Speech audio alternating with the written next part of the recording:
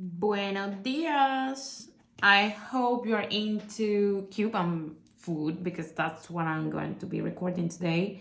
But I found this cookbook also at the library because I've been exploring what should I be buying next.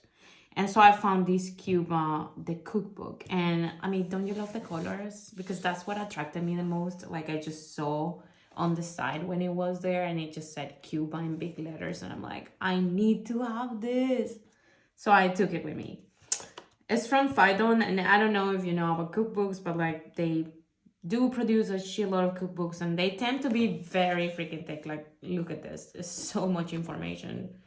And it's such a pleasure to have like big cookbooks. I'm like old school. I want to have like a lot of material so I can just be a whole hour looking at things. And then you open it, has this bright yellow color, which is, oh, for those that love colors, this is it. Okay, let's start with this. This is the whole set. Like, what do we have inside of this book? The Cuban pantry, I mean, soups, appetizers, rice, pasta, fish. Very straightforward, like any other cooking book. It addresses all the types of dishes, sweets, drinks, and guest chefs at the end. So yeah, it contains a lot of pictures that are like covering in between chapters. And I think I love this, like just to see Cuba in different ways and different parts of the country. The introduction is actually really good. I read it and it's very much history of the island. And I love it that it mentions ajiaco.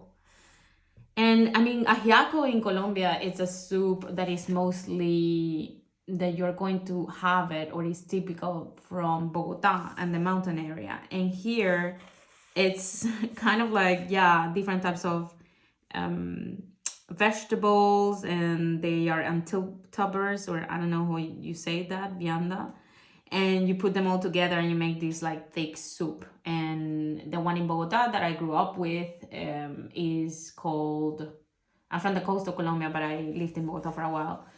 It's called ajiaco, but it has chicken and potatoes, and it's pretty like, it's a mild flavor. I wouldn't say, it's not like a sancocho that is like a lot of flavor. And well, they go on and explain all of these things, but also the thing I like the most is that they mention colonialism, the influences from Africa, the influences from Spain also, and not only that, but also the other people that moved there. Apparently, after the Haitian revolution, there was a bunch of French people that migrated to Cuba that I had no idea of. Chinese population also. So yeah, it's a lot of influences from everywhere, and yeah, it really is entertaining to read this. So if you're into history, yeah, you're gonna like this. Okay, I wanted to start with something like very typical, the Cuban sandwich that everybody knows, and that it's, you can find it all over South America, I guess United States you can find it. I don't know where else. I don't see it so much in Europe. Definitely not in Scandinavia. I would have a look at that new mission. But yeah, overall, this is like the typical Cuban sandwich, and it always explains like what is it that exactly it has, and I love that. I love this, like the first paragraph of every recipe.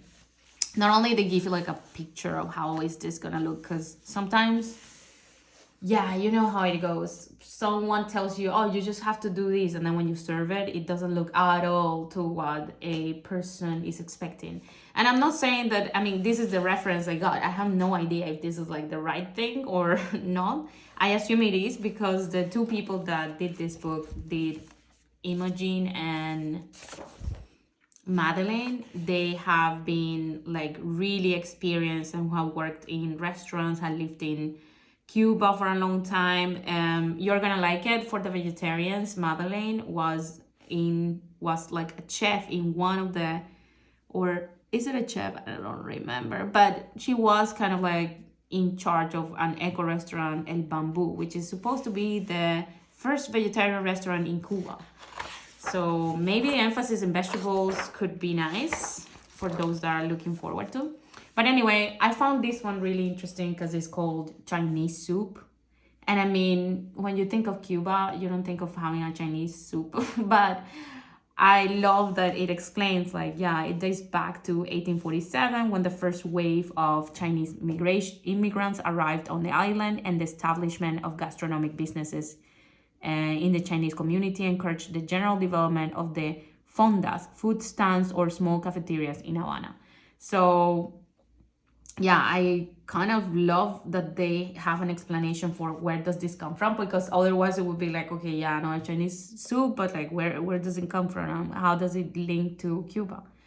So according to Cuban culinary legend Nitza Villapol or Villapol, this dish can be served with or without egg. In the fondas, it was called an special when an egg yolk was put on the bottom of the bowl. The dried shrimp can be substituted with fresh fish. Another variation uses winter melon and capellini instead of the bean sprouts. The noodles were put in the bottom of the bowl and the hot soup was poured over them. So I'm actually very eager to try this because I mean every country in South America has a version, and every country in the world has a version of what Chinese food is. And of course we back home in Colombia, you can hear people say like, oh, it's just Chinese rice, like, but that Chinese rice has nothing to do with the Chinese rice you try, like fried rice you try in other places of the world. And even if you go to Asia, it's just like, it's completely different. So the versions of Chinese food of Latin America are kind of shocking at times. Again, a beautiful picture. I just love this because it reminds me of the Caribbean and home. I know how hot it is. It's probably like 45 degrees there. But anyway, you love it because you're sweating and you feel alive. So that's how it is. Another one I wanted to show. I love that they have pictures, but not every recipe has pictures. Like some of them don't. Like for instance, these ones don't. But I think that maybe they chose like the most emblematic or interesting ones to put a picture. I hope they did. Hopefully one day I'll possibly talk to the people making all these books, like, yeah, in my wish list. But anyway, the Cuban ground beef and like this kind of dish, like as soon as I see it, it just shouts to me corrientazo, which is like the typical cheap food you get for lunch in Colombia. And I mean, this is so typical Latino and like specifically Caribbean, like grinded meat of some sort with vegetables. In this one they put olives. Like olives are quite expensive, so I don't know, like maybe this is not exactly a corrientazo, but a fried egg, rice, and plantains. So like fried plantains. This is, yeah, I grew up with this. This is the norm of the Caribbean. And maybe you will have like a soup in the corrientazo added to this, and maybe some juice or whatever. It depends like how much you're paying. But this is it. This is the most like simple food I can think of. And yeah, I mean, it says here that it's very similar to the Havana style ground beef. However, it's served differently. In the case, the ground beef is served with fried egg, fried sweet plantains, and white rice. Oh, this is so good. Fried sweet plantains, not the green ones, okay? The sweet ones, like them lo maduro. Anyway. And then I also found interesting this tamale in the husk. So tamale en hojas con pollo. And I mean, don't you want to have that? It's great. It tells you immediately, like whoever is designing this is a genius. Tells you immediately what the picture is about. It's about this. And it also tells you like the name in Spanish. Okay, so I don't have to like go and try to guess. I love when things are bilingual. So in case I go to a place, I know how to say it. Or in case I talk to a Cuban person, I know what I'm talking about. So thank you for the designers of this. Thank you. Anyway. And then this yuca flan, we have a sort of yuca flan in Cartagena in Colombia. And I really love the recipe. So, and yuca, which is cassava, is something, or like taro, is, let's say in the Caribbean, you always eat either plantains, cassava, ñame, that's pretty much it, or corn, of course, because corn is everywhere, like arepas, etc. But I would say there's nothing more like Caribbean than saying that a dessert has yuca. That's just it. So yeah, I mean, as you can see, it's a lot of material. I feel like this book is similar to like an encyclopedia in the sense that you're gonna get so much info out of this. Guava and cream cheese pie. Of course this fits. This, if you like salty and sweet at the same time, or like savory, this is it. Just do it. Just to show you like the extent of the amount of recipes you're gonna find, this is it. Like, look at this. That's insane. So yeah, I think it's totally worth it. I am also getting this one. I think it gives you a good sense of everything that is cooked. I mean, this is so typical, like when you go around the Caribbean, there's always gonna be a palo de mango and a tree of mango, full of mangoes. And yeah, funny enough, donkeys love mango. I used to have a donkey. I used to have a donkey because my mom had a farm, whatever.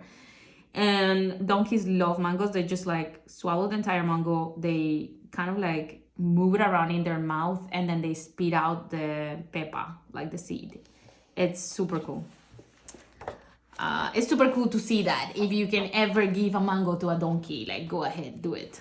Yeah. So anyway, do I love this book? Yes, I love this book. I wish like the pictures were a little bit like less staged and more like in the real life, like maybe Cuban people serving this in their house. That would be my wish of like a next kind of thing, that a next book I would like to have from Cuba. But overall, I think it's worth it to buy it in the sense that you have so much material, there's so much history in it, like explanations are like concise and not complicated. And if you are a person that maybe needs like things to, this is the recipe and this is how it looks and this is, a straightforward information, I think they are doing an excellent job in that. So yes, this is my book of this week, and I love it. I'm really hoping it gets to my place soon because I have to return this one to the library. How beautiful is it?